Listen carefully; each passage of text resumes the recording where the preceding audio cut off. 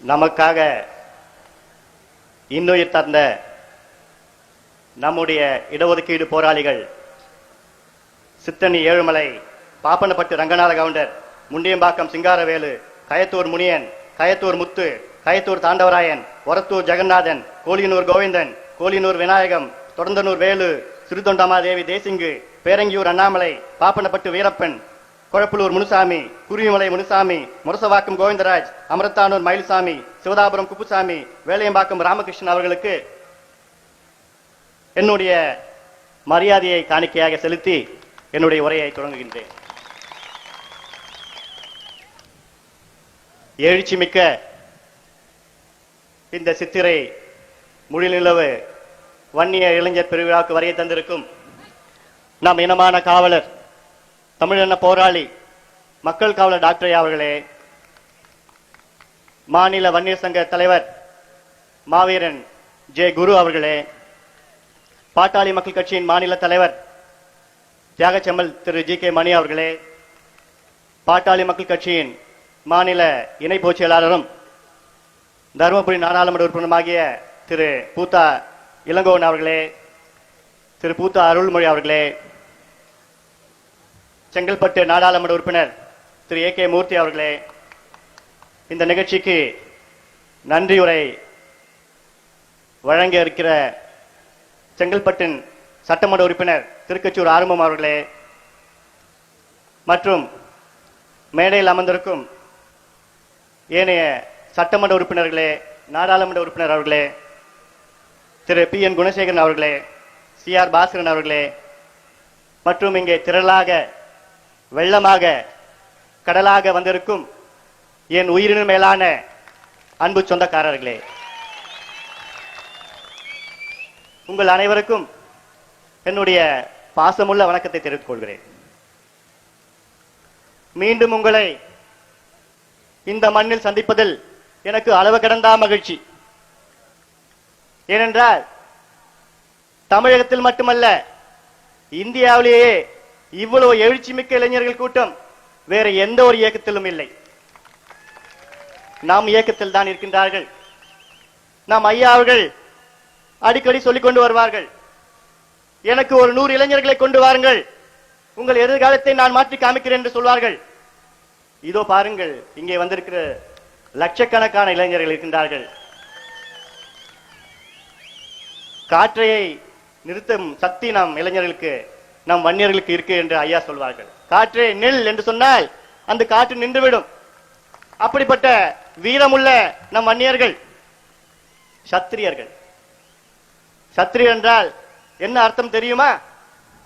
ஆபத்தில் இருந்து பாதுகாப்பவன். ஆபத்து என்று என்றாலே நமக்கு என்று தெரியாது. நமக்கு தெரிந்ததெல்லாம் வீரமும் வேகமும் தான். எனக்கு முன்பு பேசிய பலரும் இன்று மாலை பொழுதில் மிகவும் சிறப்பான நடந்த கலை நிகழ்ச்சிகளும் பட்டிமன்றமும் நாடகமும் நாம் முன்னோர்களின் பெருமைகளை எடுத்து உரைத்தார்கள். அதே போன்று நாம் எப்படி வஞ்சிக்கப்பட்டோம், காலங்காலமாக நாம் எப்படி வஞ்சிக்கப்பட்டோம் என்று மிகவும் தெளிவாக நமக்கெல்லாம் எடுத்துரைத்தார்கள். இந்த மண்ணை நாம் முன்னோர்கள் தான் ஆண்டார்கள். தமிழகத்தை நம் முன்னோர்கள் ஆண்டார்கள். சோழ மன்னர், சேர மன்னர், பாண்டிய மன்னர், பல்லவ மன்னர் எல்லாம் நம் முன்னோர்கள் தான். இந்த பெருமைகள் எல்லாம், நம் வன்னியர்கள் பெருமைகள் எல்லாம் மக்கள் மறந்திருப்பார்கள். ஆனால் நமக்கு ஒரு விடிவெள்ளியாக நாம் ஐயா அவர்கள் வந்த பிறகுதான் நாம் வன்னியர்கள் யார் என்று வெளி உலகத்தில் காமிச்சிருக்கிறார்கள். நாம் இன்று நம் முன்னோர்களை பற்றி பெருமையாக பேசிக் கொள்கிறோம். இதே போன்று நாம் சந்ததியினரும் உங்களை பற்றி பெருமையாக பேச வேண்டும்.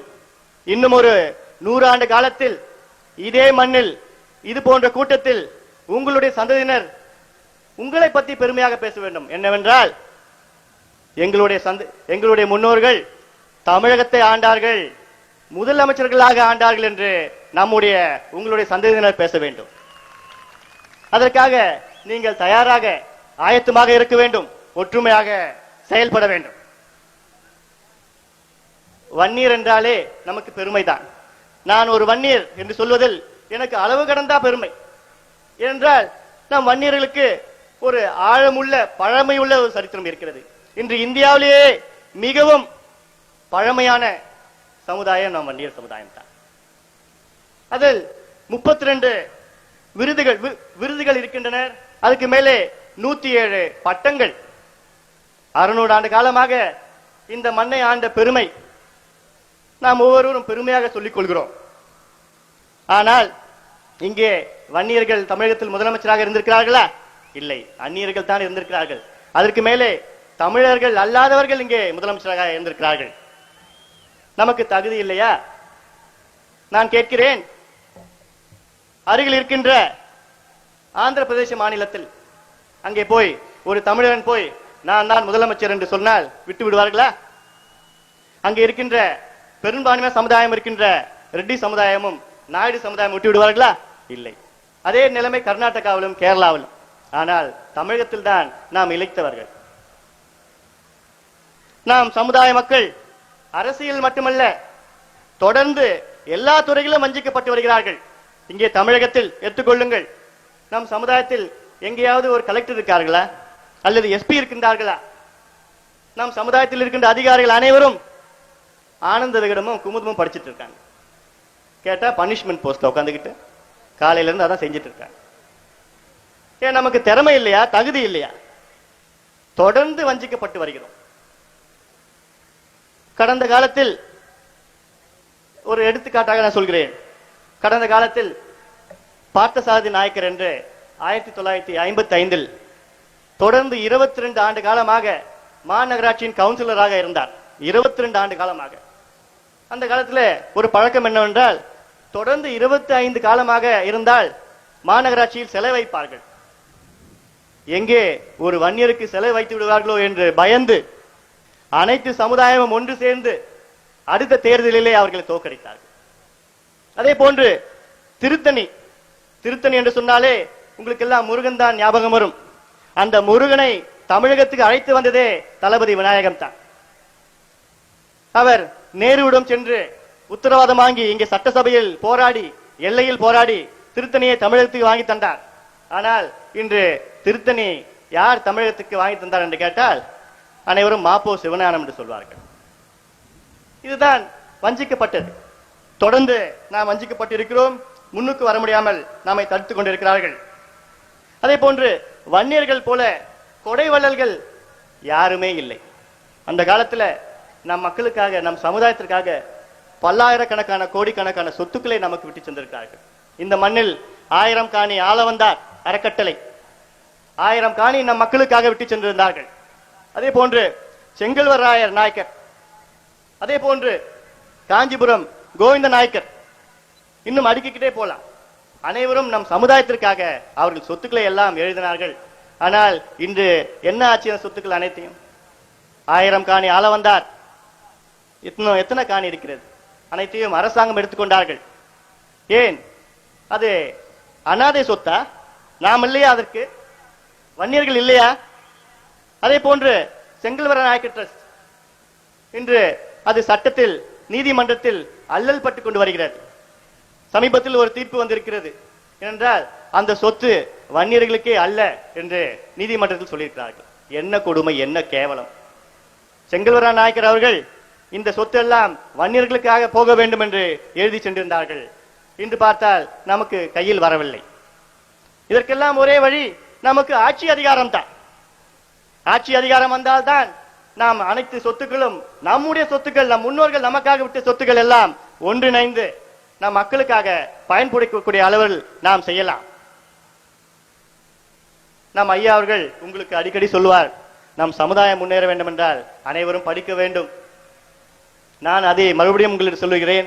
உங்களுக்காக இடஒதுக்கீடு 20% வாங்கி கஷ்டப்பட்டு போராடி 21 உயிர்களை பலி கொடுத்து வாங்கியிருக்கிறார்கள். அதை இன்னும் நாம் முழுமையாக பயன்படுத்தவில்லை. ஆனால் இந்த காலத்தில் படிச்சும் பிரயோஜனம் இல்லை. ஏனால் இந்த நாடகத்தில் அழகா சொன்னாங்க, அரசாங்கத்துல வேலை இல்லை என்று சொல்கிறார்கள். நீங்க அப்பனா சுய தொழில் செய்யுங்கள், ஏதாவது ஒரு தொழில் செய்யுங்கள், சுய தொழில் செய்யுங்கள். உங்களுக்காக நான் இருக்கிறேன், ஐயா இருக்கிறார்கள்.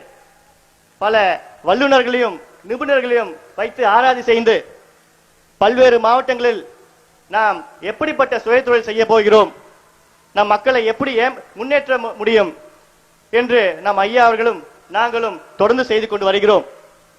இந்த கூட்டம் ஒவ்வொரு ஆண்டும் இந்த மண்ணில் தான் நாம் வைத்திருக்கிறோம்.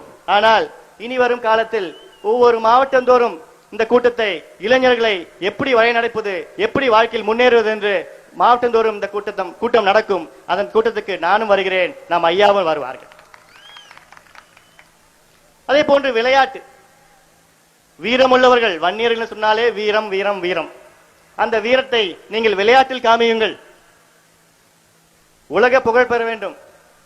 விளையாட்டுல வீரம் இருந்தா போதும், வேற எதுவும் தேவையில்லை. நாம் சமுதாயம் முன்னேற வேண்டும் என்றால் படிப்பு, பொருளாதார முன்னேற்றம், விளையாட்டு. நாடார் சமுதாயத்தை எடுத்துக்கொள்ளுங்கள். 40 ஆண்டு காலத்திற்கு முன்பு எப்படி இருந்தார்கள்? நம்மை விட மிக மோசமான நிலைமை இருந்தார்கள். பனைமரத்தை ஏறி கல்லை இறக்கின்றார்கள். இன்று பார்த்தால் மிகவும் முன்னேறிய சமுதாயம் நாடார் சமுதாயம். என்றால் அவர்களுக்கு வைராக்கியம், கடின உழைப்பு நமக்கும் இருக்கிறது.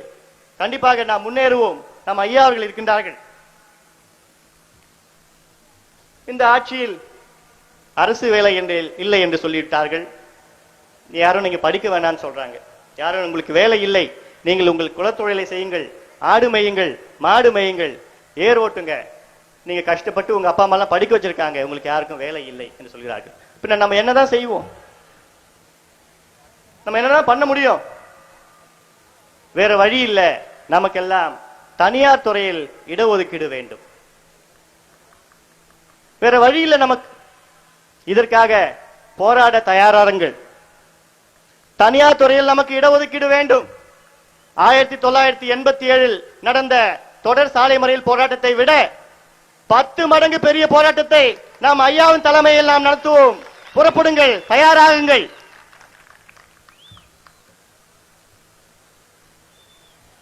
இந்த கலை நிகழ்ச்சியில் 2 சிறுவர்கள், என்னுடைய மகள்கள் சொன்னார்கள், டாக்டர் ஐயா அவர்கள் உங்களுக்கு கட்டளையிட்டிருக்கிறார்கள் 1000 ஏரிகளையும் குளங்களையும் தூர்வார வேண்டும் என்று. உங்கள் ஊருக்கு நான் வருவேன், உங்களின் குளங்களையும் ஏரிகளையும் சுத்தம் செய்து தூர்வாரதற்காக நான் வருகிறேன்.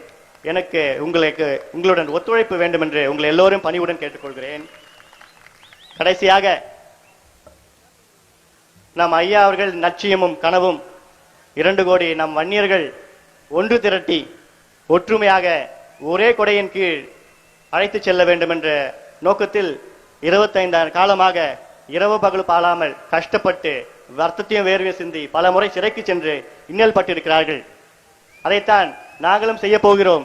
நான் வருகிறேன், உங்களை தேடி வருகிறேன், உங்கள் வீட்டிற்கு வருகிறேன், உங்கள் வீதிக்கு வருகிறேன், உங்கள் ஊருக்கு வந்து உங்கள் ஒவ்வொருவரும் சந்தித்து நாம் ஐயாவின் லட்சியத்தை நிறைவேற்றி மீண்டும் 2 கோடி வன்னியர்களை ஒன்று திரட்டி நாம் ஐயாவின் தலைமையில் ஒரே கொடையின் கீழ் அந்த லட்சியத்தை நாம் நிறைவேற்றுவோம் என்று சொல்லி, நீங்கள் ஊருக்கு போகும்போது இந்த கூட்டம் முடிந்தவுடன் ஊருக்கு செல்லும் பொழுது மிகவும் பத்திரமாக போக வேண்டும். செங்கல்பட்டு வழியாக, திருக்கழிகுன்றம் வழியாக, செங்கல்பட்டு வழியாக நீங்கள் செல்ல வேண்டும். அமைதியாக, ஆர்ப்பாட்டம் இல்லாமல் நீங்கள் செல்ல வேண்டும். நீங்கள் போய் வீட்டுக்கு சென்று விட்டீர்கள் என்று பிறகுதான் நம் ஐயாவுக்கு நிம்மதியாக இருக்கும். ஏனென்றால் உங்களின் ஒவ்வொரு உயிரும் விலை மதிக்க முடியாத ஒன்று. அதை இழக்க நாங்கள் தயாராக இல்லை. ஆகவே நீங்கள் அனைவரும் அமைதியாக வீட்டுக்கு செல்ல வேண்டும் என்று சொல்லி, இனி ஒரு விதி செய்வோம், அதை எந்த நாளும் காப்போம். வாழ்க டாக்டர் ஐயா, வளர்க வன்னியர் சங்கம். நன்றி, வணக்கம்.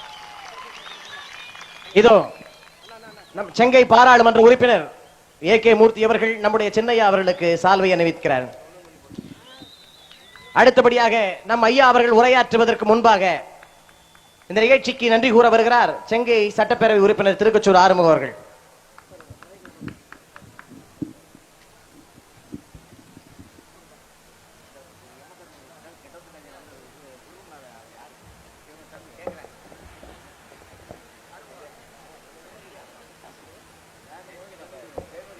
நடைபெற்றுக் கொண்டிருக்கிற வன்னியர் இளைஞர் சித்திரை மொழியிலவு பெருவிழா மாநாட்டிற்கு தலைமை பொறுப்பேற்றிருக்கிற நம்முடைய மாநில வன்னியர் சங்கத்துடைய தலைவர் அண்ணன் மாவீரன் ஜே குரு அவர்களே, இந்த நிகழ்ச்சியிலே முன்னிலை பொறுப்பேற்றிருக்கிற நம்முடைய செங்கை நாடாளுமன்ற உறுப்பினர் சகோதரர் ஏ.கே. மூர்த்தி அவர்களே, இங்கே நம்ம எல்லாம் வரவேற்று அமர்ந்திருக்கிற மாநில வன்னியர் சங்கத்தின் பொதுச் செயலாளர் அண்ணன் பி.என். குணசேகரன் அவர்களுக்கும், இந்த மாநாட்டிலே தூக்குரையாற்றி அமர்ந்திருக்கிற பெண்ணகரம் சட்டமன்ற உறுப்பினரும் பாட்டாளி மக்கள் கட்சியினுடைய